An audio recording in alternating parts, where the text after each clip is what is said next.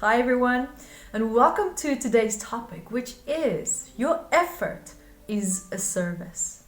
Now, let's look at this because an effort that is a service touches on the topic of having a purpose as well. So I want to share something with you that happened to me a few years ago. Now, I was sitting on a bus that basically was held together by grace. Right? And this was outside of Astana in Kazakhstan. And I was on a 4-hour journey to the airport. And I was tired and also just a bit frustrated because of the communication. There was not a lot of, the internet on the phones didn't work that well because signal was very, very scarce there. And language, of course, was a problem. I couldn't use Google Translate, and long story short. So without the internet access, it just made everything worse. Now, at that time, as we do when we don't have internet, we actually finally observe what goes on around us. And in that moment, I looked outside of a very dusty, fingerprint-covered bus window. And the bus was still standing still. We were waiting for the driver to start the bus. And the bus driver was standing outside of the bus. And as I was watching him, I saw that he was eating sunflower seeds. So what they would do is that they would eat the seeds, split it open, and then spit the shell onto the floor. And so he kept spitting it onto the street. And there was a street sweeper with a straw broom that stood close by. And the sweeper kept sweeping up the empty sunflower shells as the bus driver kept spitting it out onto the ground. And now, I could see on the street sweeper's face, that he's had many hardships in his life. But you could also see there were good moments, right? It was like a bit of a mixture of expressions on his face. And in that moment, he was also very, very deep in thought. And he didn't even really react to this bus driver that kept spitting the shells onto the street, right? Where he just swept, and the bus driver would keep spitting it there. And he would just keep coming back, and he would just keep sweeping it up. Now, I was wondering how he managed to become a street sweeper at his old age. And just as that thought crossed my mind, right there and then, I actually realized that it doesn't matter how old he is. It doesn't matter what kind of job he does. And it was in that moment that I caught myself projecting unnecessary judgment onto this man whose life was a complete mystery to me. And I actually thought, that he might have had more potential than working as a street sweeper. But then it also dawned on me, is street sweeping any less important than my job? Right? Sweeping the streets might actually make him feel that he has a purpose, or while he's trying to figure out what his next step is going to be in his life. Or he might actually feel so incredibly fulfilled in himself that sweeping the streets do not even make him feel any less worthy. And I realized that his job is a service to this world. Whether you sweep the street, wash someone else's car or their windows, or whether you run big companies, it just doesn't matter. At the end of the day, your effort is a service to someone else. And I realized that our limited and also our rigid judgment results in us thinking, what John or Deb is doing is beneath the next person's occupation, for example. And you give your time and your energy, and that is important in itself. And yes, sometimes these efforts go unnoticed. And many of us have jobs where the word thank you is very scarce. And we also live in a very thankless world, and we do not always see the ripple effects of our efforts. And when there is a need, there is a purpose waiting to be fulfilled. Now, I always thank my gardener for his hard work in my garden, because what he does with his time is not more important than what I do. Right? In my gardener's case, that's his passion. To work in the garden is really, truly his passion. And he took so much pride in doing what he did. It was a point where I even offered to pay for his college education, to become an electrician, or to become something greater than that from my perspective. From my limited perspective, that's what I projected to him, right? And he refused to offer, right? He simply said that he's just happy to do what he does. And now, who am I to argue with him? I stated a good case and I explained to him all the benefits that could actually come to him, and he still declined. Because he had a choice, and he chose to do what he does. Now, I thought, is it self-sabotage? Well, we might say that it is, but if he actually quit his job, I would have to replace him. And this means that there is a need for someone who actually enjoys gardening, who will give that effort and really truly love it. And it's also a service. Now, my garden also would be a mess without him. Can you see what I'm trying to get at here? Now, I do acknowledge also, I just want to make a point, I do acknowledge that people do not always have many options available to them. But what we tend to forget is that what we do is important to someone. There's always someone who sees and appreciates the value in what you do. It's just not always you who can see that. And it's what you, for example, do. That is what's important. And so also the intention behind what you do, right? So what we do, we have an intention behind that. And then we also have the energy and the love behind that, behind what you do. And that is what makes your effort priceless. Every day I meet people who complain about not having a purpose in their life. Now, is there more to life than what we really think there is? What if having a purpose is just a man-made concept to make us feel that we are worthy of something or that we have meaning because we don't know where else to put that meaning to? What if you are doing already something that is enough and it's just you who cannot see that? Why do we need more meaning added to things that are actually so simple and so straightforward? What would you, for example, add to your life? Your answer could say, be materialistic things, or if your void is emotional, then you can always change that. Resolving your emotional blocks is well within your reach. That's very doable. People also feel unfulfilled, right? Because they have not found that something that they feel very passionate about. They are distracted by their lack of fulfillment to the point where they actually also, end up disregarding the importance of what they are already doing. If I, for example, I didn't have people to help me with my events or my translations, or, so that I can get my message across the globe, as an example, and my entire business structure will fall apart. Right? These people who work with me are so incredibly important to me, yet they might feel that they don't feel fulfilled enough. They don't feel that their role is great enough.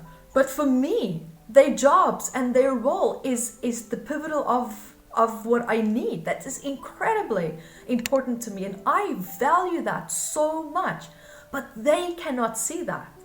Now, what these people do is that they provide a service, and this service is incredibly valuable to me.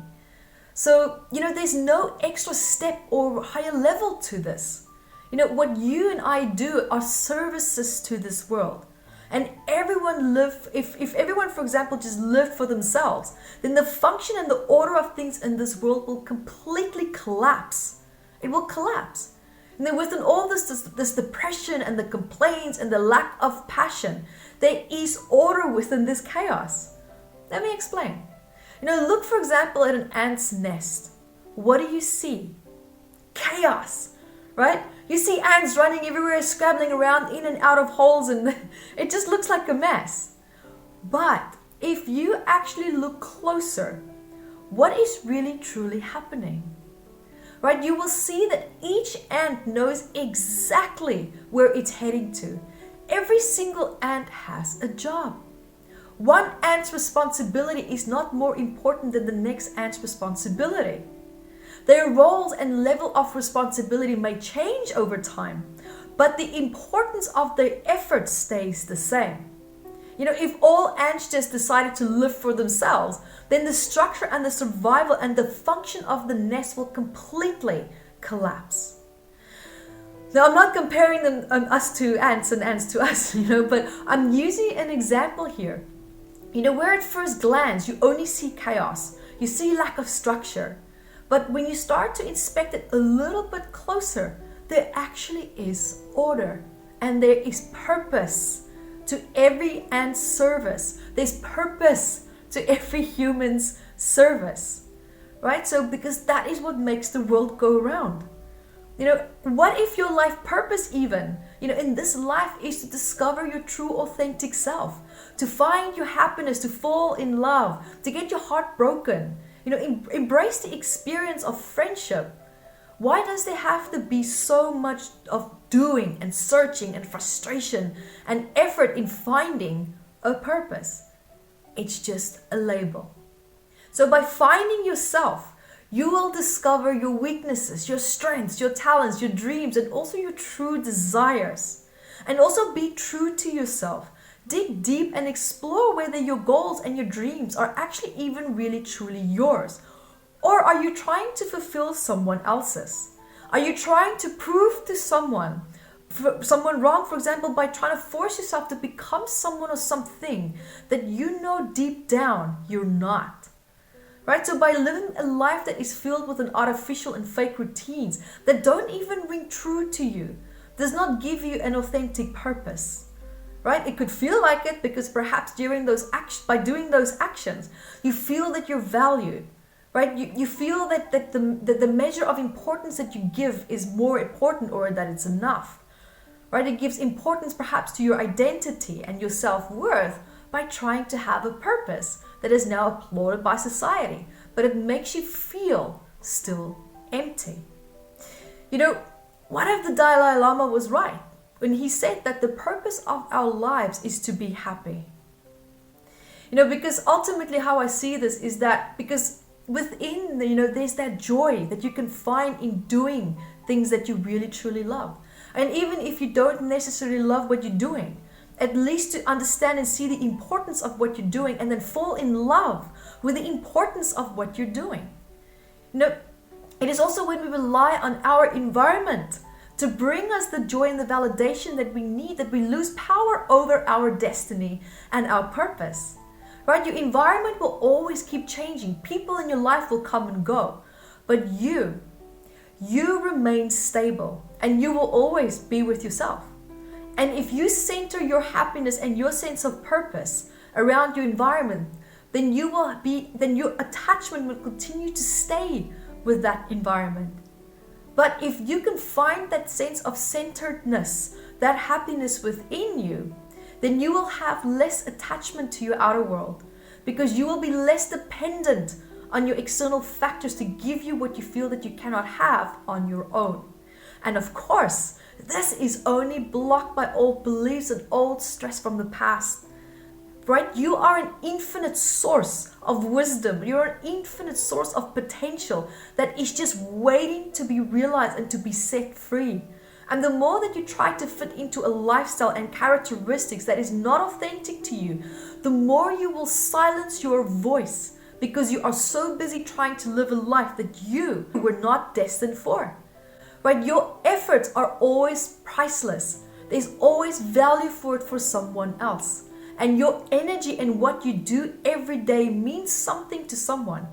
Because now you are also fulfilling a need for someone else that they, for example, cannot fulfill on their own. And by just being able to do that, right, something that someone cannot do for themselves is already important in itself. This already creates a purpose. Because where there's a need, there is a purpose waiting to be fulfilled by someone.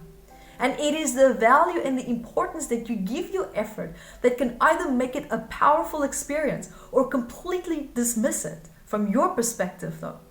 So remember that an effort requires energy, and energy set in motion requires a thought and an intention, and then making a decision that leads to action.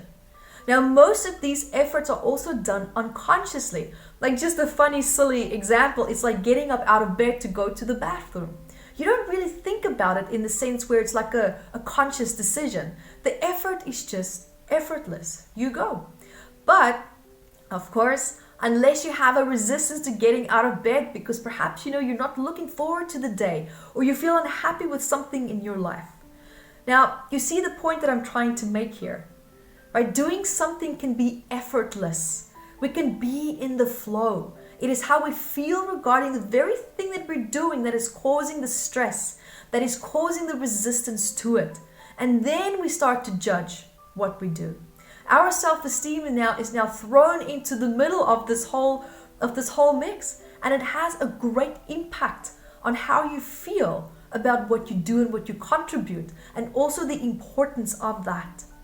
Now, what if through needing a purpose, you're actually just trying to heal a wound in your sense of self and your identity, right?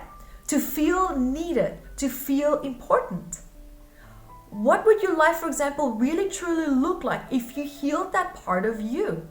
You know, if you no longer needed validation, if you no longer needed people to determine what your worth and your value is, if those pain points are healed, what are the chances that you might actually start to realize the importance of what you are already doing? Whether it's through your job, whether it's just through due to daily tasks, little things that you're doing, right? Connecting with people, just smiling at someone that could even be having a really rough day. You see, it's not what you do. It's the intention. It is the energy and it is the love behind what you do that makes your effort priceless. So until next time, be the light that you are.